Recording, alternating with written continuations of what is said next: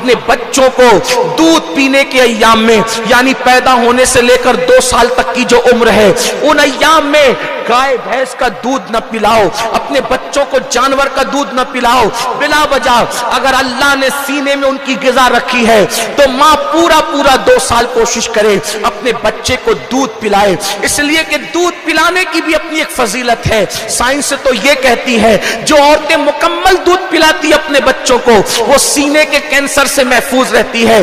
آج عورتیں سینے کے کینسر میں مبتلا ہیں اور وجہ اس کی ایک یہ بھی ہے، بہت ساری وجوہات میں سے دودھ نہیں پلا رہی ہے، کیونکہ دودھ پلائے گی تو اس بچے کو بازار میں بھی ساتھ لے جانا پڑے گا، شادیوں میں بھی ساتھ لے جانا پڑے گا، اور یہاں بھی آج تو کل عورتیں ماں بننے کی شوقین تھی اور آج عورتیں ماں بننے کے بعد بھی سوچتی ہے کہ بچہ مجھے امی کہے گا تو لوگ مجھے جو بڑی عمر کی سمجھیں گے، یعنی ماں بننے کے بعد بھی میں 18 سال کی معلوم ہونا چاہیے۔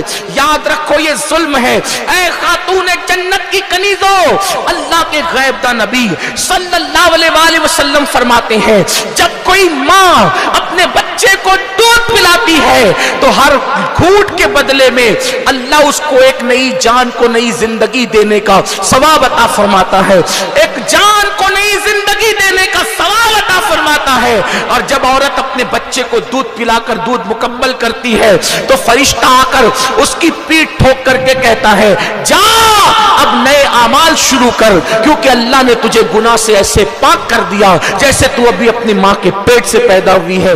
اللہ اکبر۔ اس لیے بچوں کو اس کا دودھ نہ پینے دو۔ ہاں اگر کوئی بیماری ہو، واقعی کوئی مجبوری ہو، دودھ نہیں آتا ہو تو بات الگ ہے، لیکن اگر اللہ سینے میں غذا دے رہا ہے تو اپنا دودھ پلاؤ، اور دودھ پلاتے وقت کانوں میں ایئر فون نہیں ہونا چاہیے، دودھ پلاتے وقت نظر جو ہے وہ ٹی وی سیریل پر نہیں ہونا چاہیے، بلکہ جب دودھ پلاؤ تو درود شریف زبان پر ہو، جب دودھ پلاؤ نعت مصطفیٰ زبان پر ہو، جب دودھ پلاؤ ہو سکے کہ باوضو ہو، کوشش کرو باوضو رہو، اور باوضو نہیں رہ سکتی کم سے کم درود شریف پڑھو، درود شریف پڑھو، نعت شریف پڑھو۔ اس کے اثرات آپ کے بچوں پر ہوں گے اور آپ کے بچوں کو پوری زندگی انشاءاللہ اس کی برکتیں کام آئے گی۔ میری بہنوں، ساتھ ہی ساتھ میری گزارش آپ سے یہ ہے کہ بچوں کو دادا دادی کا ادب بتاؤ، بچوں کو چچا چچی کا ادب بتاؤ، بچوں کو خالہ خالو کا ادب بتاؤ، بچوں کو ایک دوسرے کے ساتھ لڑائی جھگڑا مت کرنے دو۔ ان کے سامنے، بچوں کے سامنے یاد رکھو ہر میاں بیوی میں جھگڑا ہوتا ہے، میں یہ نہیں کہتا کہ جھگڑا نہیں ہوتا، ہر میاں بیوی میں ہوتا ہے جھگڑا، یہ گھر کی کہانی ہے، ہر گھر کی کہانی ہے، لیکن اپنے بچوں کے سامنے نہ لڑو، کیونکہ جب بچوں کے سامنے ماں باپ لڑتے ہیں تو بچے جو ہے وہ احساس کمتری کا شکار ہو جاتے ہیں، بچے مایوس ہو جاتے ہیں، بچے ڈپریشن میں چلے جاتے ہیں۔ صبر کرو، شکوے نہ کرو، تم شکوے کرو گی بچے اور بچیاں بھی شکوے سیکھیں گے۔ شکر کا ذوق پیدا کرو، شکر کا شوق پیدا کرو۔ جانتی ہے میری بہنوں، یہ اولیاء اللہ اتنے نیک تھے، آج آ کر بات وہیں آتی ہے، سب سے بڑا مرشد کا رول اگر کسی نے ادا کیا ہے تو وہ ماں ہے۔ جانتی ہے میری بہنوں، آپ آج بچے چھوٹی چھوٹی چیز پہ شکوے کرتے ہیں، لڑائیاں کرتے ہیں، جھگڑے کرتے ہیں، گالی گلوچ کرتے ہیں، لیکن حضرت محبوب الہی فرماتے ہیں فاقے کرنے کی لذت تو مجھے میری ماں نے سکھایا۔ فاقہ کسے کہتے ہیں؟ بھوکے رہنا، بھوکے رہنا۔ فرماتے ہیں ہمارے گھر میں 3 دن کا فاقہ ہوتا لیکن کبھی شکایت نہیں ہوتی۔ کیوں شکایت نہیں ہوتی؟ کہ جب ہمارے گھر میں فاقہ کشی ہوتی تو ماں یہ نہیں کہتی کہ آج فاقہ ہے، ماں یہ نہیں کہتی کہ آج فاقہ ہے، بلکہ جب فاقہ کشی کی نوبت آتی تو ماں کہتی بیٹا آج ہم اللہ کے مہمان ہیں، آج ہم اللہ کے مہمان ہیں۔ تو ماں کا یہ جملہ اتنا لذیذ لگتا، کھانے میں وہ لذت نہیں آتی جو ماں کے اس خوبصورت جملے میں لذت آتی ہے کہ بیٹا آج ہم اللہ کے مہمان ہیں۔ اور جب کئی دن تک گھر میں کھانا ہوتا تو دل چاہتا ماں یہ کب کہے گی کہ آج ہم اللہ کے مہمان ہیں۔ تو میں اپنی امی سے پوچھتا ہوں امی یہ بتاؤ ہم اللہ کے مہمان کب بنیں گے، ہم اللہ کے مہمان کب بنیں گے؟ اے خاتون جنت کی کنیزوں، خدا کے لیے اگر آپ نے اپنے بچوں کی تربیت نہیں کی، یعنی ان میں اللہ کا خوف، نماز کی عادت، باوضو رہنے کی عادت، دین مذہب اور مسلک ان کو نہیں سکھایا، تو جیسے آج کی بوڑھی عورتیں اور بوڑھے مرد رو رہے ہیں اولاد بگڑنے کی وجہ سے، آپ بھی رو سکتی ہے۔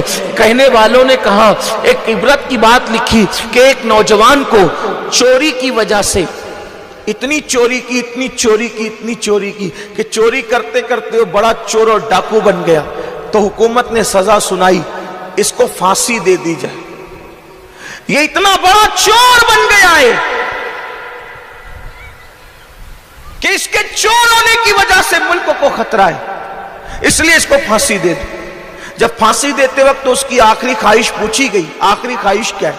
उसने कहा मां से मिलना चाहता हूं। लोगों ने सोचा चोर बड़ा है लेकिन मां का अदब करता होगा।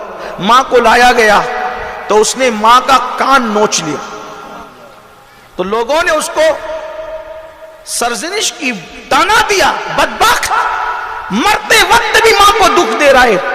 कहा ये मेरी फांसी का अगर कोई जिम्मेदार है तो ये मेरी यही मां है। जब मैंने बचपन में छोटी मोटी चोरियां की थी तो उस वक्त मैं अपनी मां की इसी कान में आके कहता था मैंने पैसे चुराए, मैंने सामान चुराया, मैंने ये चुराया, वो चुराया। तो उस वक्त मेरी मां मुझे कहती थी जा ले जा करके छुपा दे।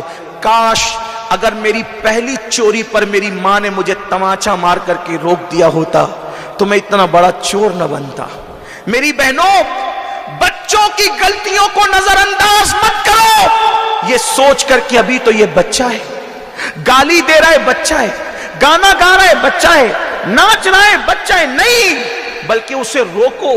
और ये भी बात आपको बता दूं, अपने बच्चों को बद्दुआ मत दो, अपने बच्चों को बात बात पे डांटो मत, अपने बच्चों को मारो मत, ना उनको मारने की आदत डालो, ना उनको डांटने की आदत डालो, ना उनको बद्दुआ दो। याद रखना बद्दुआ तो कभी मत देना, कभी मत देना, कभी मत देना, इसलिए कि माँ बाप की दुआ भी फौरन कबूल है और माँ बाप की बद्दुआ भी फौरन कबूल है। मेरी बहनों, तुम अपनी औलाद को गुस्से में कहती हो मर जा और तबाह हो जा और बर्बाद हो जा, याद रखना मां ने कहा तो ये जुमला कभी ना कभी जरूर असर करेगा। एक बहुत बड़े मुफस्सिर कुरान है अल्लामा ज़मख़शरी, आखिरी उम्र में बहुत बड़े आलिम थे, मुहद्दिस थे, मुफस्सिर थे। आखिरी उम्र में ज़मख़शरी का पैर टूट गया था।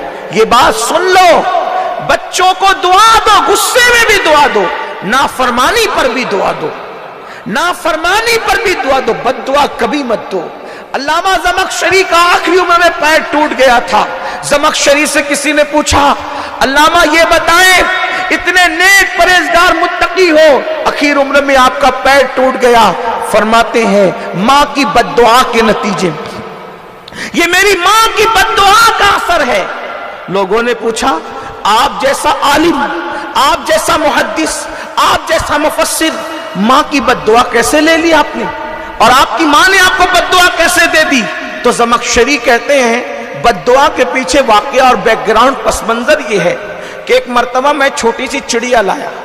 आजकल तो बच्चे मोबाइल से खेलते हैं, पता नहीं क्या क्या से खेलते हैं, लेकिन उस वक्त के बच्चे चिड़िया और परिंदे लेकर के आते थे, उससे खेलते थे। तो अल्लामा ज़मख़शरी कहते हैं कि मैं छोटी सी चिड़िया लाया, उसके पैर में मैंने डोरा बांध दिया और डोरा बांध करके मैं चिड़िया को छोड़ देता, वो उड़ती, फिर मैं डोरा पकड़ के खींच लेता, फिर चिड़िया मेरे पास आती, फिर छोड़ देता, फिर डोरा पकड़ के खींच लेता, चिड़िया मेरे पास आती। इत्तेफाक से ऐसा हुआ कि अब की बार मैंने जो चिड़िया को छोड़ा तो चिड़िया घोंसले में जाकर के बैठ गई, और बैठ गई तो उसने अपने पैरों के पंजों से घोंसले की लकड़ियों को पकड़ लिया। मैं खींचता रहा, खींचता रहा, खींचता रहा, हत्ता कि मैंने जोर से खींचा। जब डोरा आया तो डोरे में चिड़िया का कटा हुआ पैर आ गया, उसका पैर टूट गया और पैर आ गया। मेरी मां ने देखा और गुस्से में कहा कि तूने चिड़िया का पैर तोड़ा, जा अल्लाह तेरा पैर तोड़े।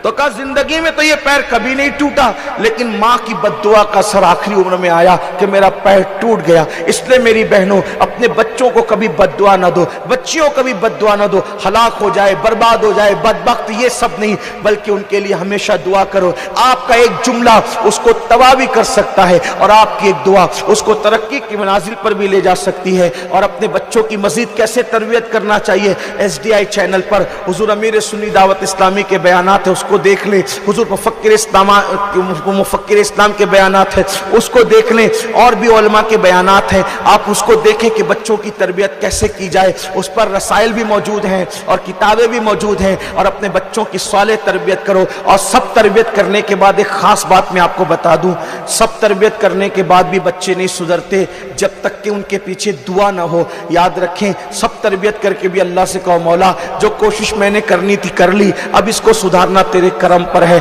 अगर तू सुधार देगा तो ये सुधर जाएगा। मुझे एक बहुत प्यारी बात आखिरी में यहाँ पर याद आ गई, आपको बताऊं। एक बहुत बड़े बुजुर्ग है, بہت بڑے بزرگ ہیں، بہت بڑے بزرگ ہیں کہ ان کی ولایت کے ڈنکے پوری دنیا میں بجتے ہیں۔ وہ فرماتے ہیں کہ میرا بچہ، اس کا دماغ ہی نہیں چلتا تھا پڑھنے میں، میرے بیٹے کا دماغ ہی نہیں چلتا تھا پڑھنے میں، خوب ڈانٹتا تھا، خوب بولتا تھا، خوب تربیت کرتا تھا، نہیں چلتا تھا۔ ایک دن میں نے اللہ سے کہا اللہ اس کو میں نہیں سدھار سکا مولا، تربیت نہ کر سکا، میں ناکام ہو گیا، اس کو تو سدھار دے۔ تو فرمایا جیسے صبح ہوئی تو مجھ سے زیادہ کتابوں کا شوق اللہ نے اس کے دل میں سبحان اللہ، تو اس سبحان لیے یاد اللہ۔ رکھیں سب کچھ کر کے بھی اپنی تربیت پہ نتیجہ، اپنی تربیت پہ غرور اور گھمنڈ نہ کرنا، اللہ رسول کو سونپو، اس لیے کہ جس کو اللہ سدھار دے اس کو کوئی بگاڑ نہیں سکتا۔ بے شک، من بے شک۔ یہدہ اللہ فلا مضل لہ ومن یضللہ فلا ہادی لہ، جس کو اللہ ہدایت دے اس کو کوئی گمراہ نہیں کر سکتا، اور جس کو اللہ گمراہ کر دے اس کو کوئی ہدایت نہیں دے سکتا۔ یاد رکھنا کیا نوح علیہ السلام نے اپنے بیٹے پہ کم محنت کی تھی؟ لیکن اللہ کے فیصلے، اللہ کے فیصلے ہیں۔